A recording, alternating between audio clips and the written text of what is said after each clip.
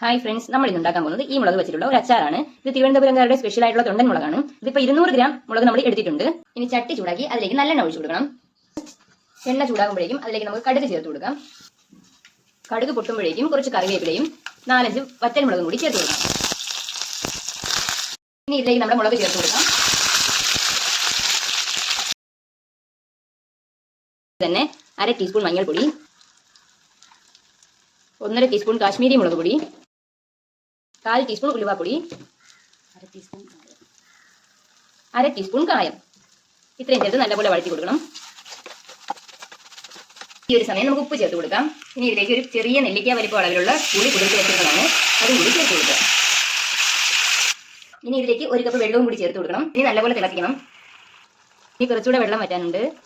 ഇത്രയും മതി. ഇപ്പൊ നമ്മൾ ആദ്യം ഒഴിച്ച എണ്ണയൊക്കെ തെളിഞ്ഞു വന്നിട്ടുണ്ട്. ഇതാണ് നമ്മൾ അച്ചാർ നിർത്താനുള്ള പരുവം. ഇത്രയേ ഉള്ളൂ. നമുക്ക് തീ ഓഫ് ചെയ്ത് കൊടുക്കാം. നമ്മുടെ മുളക് അച്ചാർ റെഡി.